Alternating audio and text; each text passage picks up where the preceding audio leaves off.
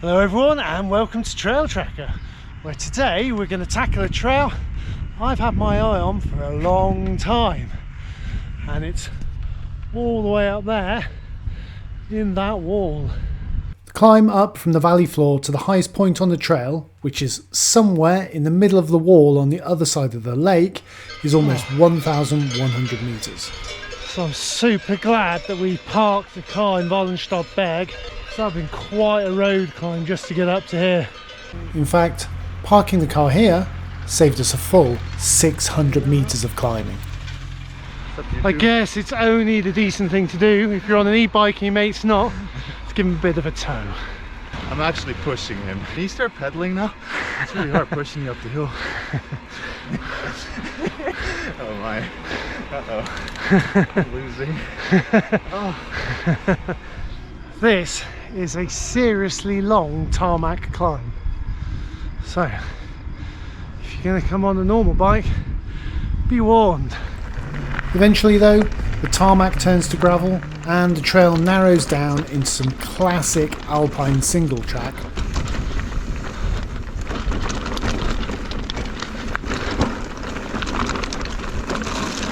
With stunning views of the Walensee off to the left. Wow, look at that! Yeah, look at that. This is then quickly followed by two short, very stiff climbs that not even the wonders of e-bike power could conquer. Okay, here we go. Technical climb challenge. Not happening. This is the moment when I regret having the e-bike. Once you're over the second climb though, it's more or less downhill all the way from there. This first kilometre of the descent is a truly glorious piece of alpine single track. The backdrop is spectacular, and there is certainly no shortage of spots to stop for a break and take in that wonderful view. Ow. We're gonna have a chocolate bar here. Oh, looks like I saw a spot where we should have a chocolate bar. Right?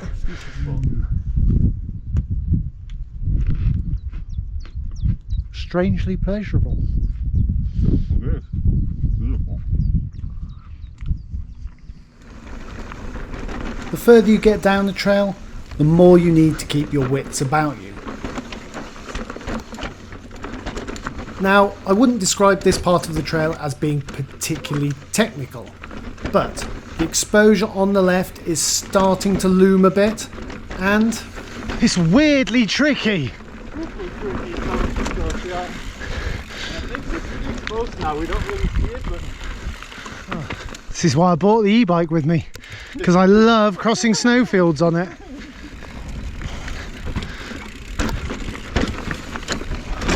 Oof.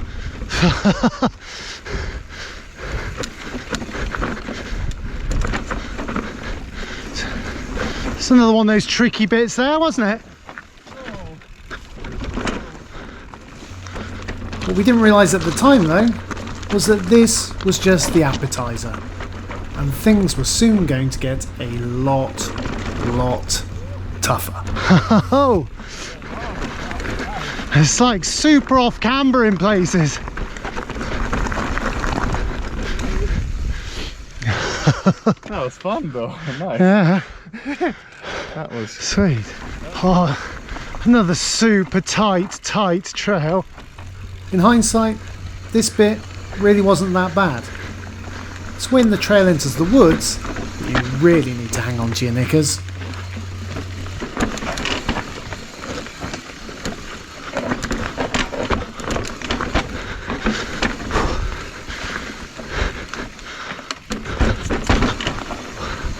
Okay, this is quite tech. So we are right in the rock face here.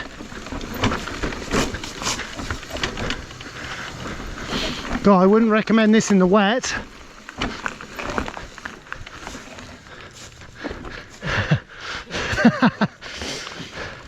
I think we can safely say this is not one for the faint-hearted.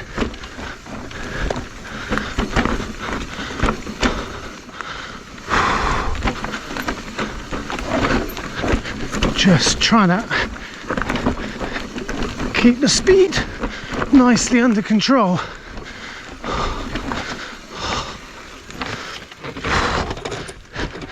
You got more guts than me. These hairpins with that massive drop are terrifying.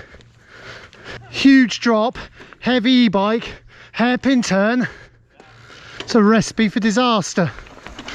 And it's a bit slippery. It is slippery. That requires a huge amount of concentration.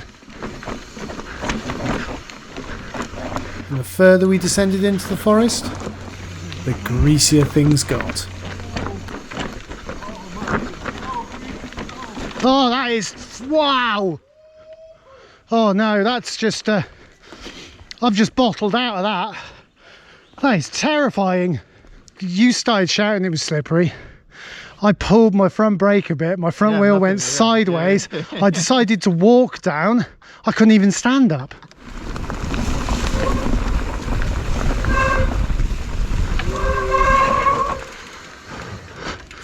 Let's just take a look at this. Oh my God, that is a vertical drop.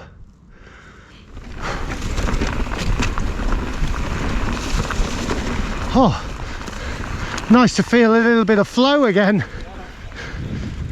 The flow was, however, very short-lived.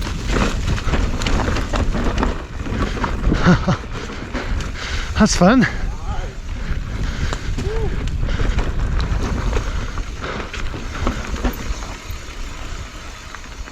And before long, it was back to full-on tech.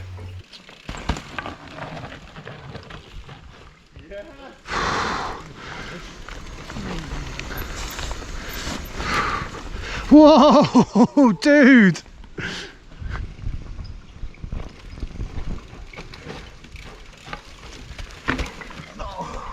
Oh. Now, the description I found for this trail states that it is suitable for e-bikes. Oh, you fucker. And I guess I more or less managed to make it work. Whoa. But if I'd had the choice, I think I would have preferred to bring my enduro bike. The weight of the e-bike made it pretty difficult to keep the speed under control on the greasy surface. There's just no great point to slow down.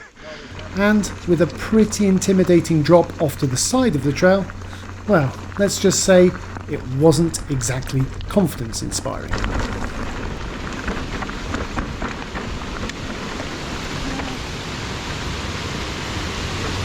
When you do finally make it to the end of the trail though, don't forget to check out the finishing prize. It's just a short detour to get to the Serenbach Falls, where you can see the second highest waterfall in the whole of Switzerland. As always, thanks for coming along, stay safe, and I'll see you next time.